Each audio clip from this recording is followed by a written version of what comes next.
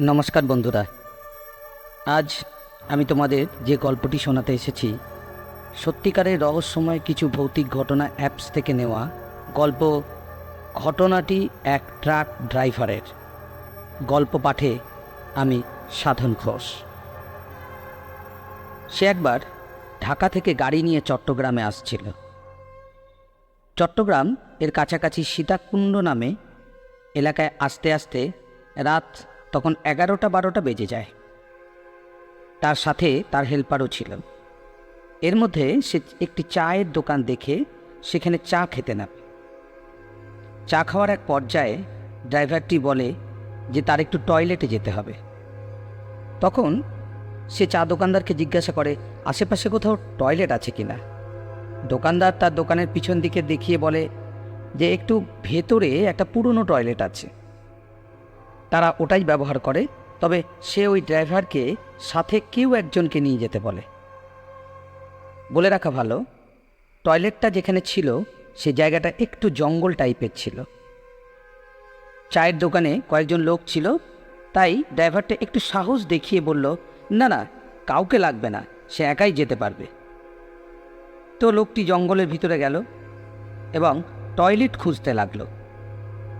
কিছুক্ষণ খোঁজার পর যখন পেল না আর দেখল যে সেটা জঙ্গল, কেউ নেই সেখানে, তখন সে একটা গাছের আড়ালে বসে পড়ল।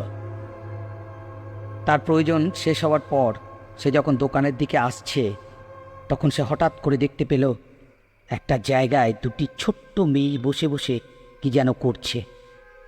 সে একটু ভয় পেয়ে যায় এটা দেখে, কিন্তু তারপরও সে মেয়ে দুটির কাছে যায় আর বলে, এই তোমরা এত রাতে এখানে কি করো?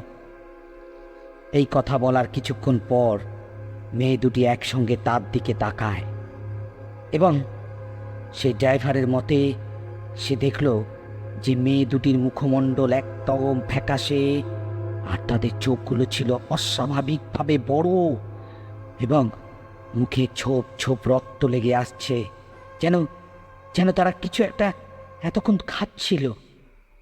এই দৃশ্য দেখার পর সে আর এক মুহূর্ত দেরি না করে চিৎকার করে দৌড়াতে আরম্ভ করে। সে প্রাণপণে দৌড়ে যাচ্ছে, কিন্তু তার কাছে মনে হচ্ছিল যেন সে একই জায়গায় বৃত্তাকারে দৌড়ে যাচ্ছে। কিছুক্ষণ পর সে দিক ঠিক করার জন্য আশেপাশে তাকায়। হঠাৎ সে দেখল যে সেই মেয়ে দুটি তার দিকে দৌড়ে দৌড়ে আসছে, তাদের মুখে এখনো রক্ত মাখা। সে দৌড়াতে আর চিৎকার করতে থাকে, কিন্তু সে কিছুক্ষণ পর অনুভব করে কে যেন তার পা আগলে ধরে রেখে দিয়েছে। তাকিয়ে দেখে যে তাকে ওই মেয়ে দুটো তাকে ধরে ফেলেছে।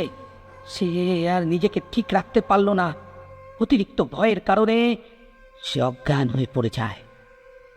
সে যখন চোখ খুলে তখন সে নিজেকে আবিষ্কার করে চায়ের দোকানের বেঞ্চিতে শোয়া অবস্থায় এবং তার চারপাশে কিছু মানুষ তাকে দেখছে। সে একটু সুস্থ হয়ে উঠে বসে। তারপর তার হেল্পার তাকে কি হয়েছে জিজ্ঞেস করে। কি হয়েছে সে সব ঘটনা খুলে বলে। সব শুনে তার হেল্পার এবং দোকানদার বলে যে তুমি যাওয়ার অনেকক্ষণ পরও যখন দেখলাম তুমি আসছো না, তখন ভাবলাম যে তোমার চাপ হয়তো বেশি, তাই দেরি হচ্ছে। কিন্তু কিছুক্ষণ পর শুনলাম কে যেন জঙ্গলের ভেতর দৌড়াচ্ছে। তো কিছুক্ষণ পর আমরা কয়েকজন ভেতরে যাই এবং তোমাকে টয়লেট থেকে অনেকটা দূরে পড়ে থাকা অবস্থায় দেখতে পাই, কিন্তু তোমার চিৎকারের আওয়াজ আমরা কেউ কিন্তু শুনিনি।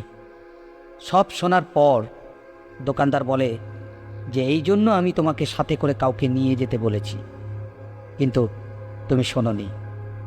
এখানে অনেকে অনেক কিছু দেখে, আমরা দিনের বেলায় এখানে যেতে ভয় করি, আর তুমি রাতের বেলা ওখানে গেছো। তারপর এক সময় সকাল হয়, তারা ওই দোকানেই বসে থাকে।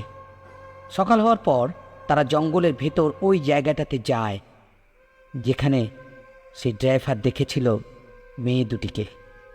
তারা সেখানে যাওয়ার পর দেখে যে সেখানে একটি আধা খাওয়া বিচ্ছিন্ন বেড়ালের মতো কিছু একটা পড়ে আছে। তারপর তারা জঙ্গল থেকে বেরিয়ে এসে গাড়ি নিয়ে সে স্থান ত্যাগ করে। আজ আমার গল্পের এখানেই সমাপ্তি। গল্পটি যদি ভালো লেগে থাকে অবশ্যই লাইক, কমেন্ট অ্যান্ড শেয়ার করবে। এরকম আরও গল্প শুনতে আমার চ্যানেলটিকে অবশ্যই সাবস্ক্রাইব করবে।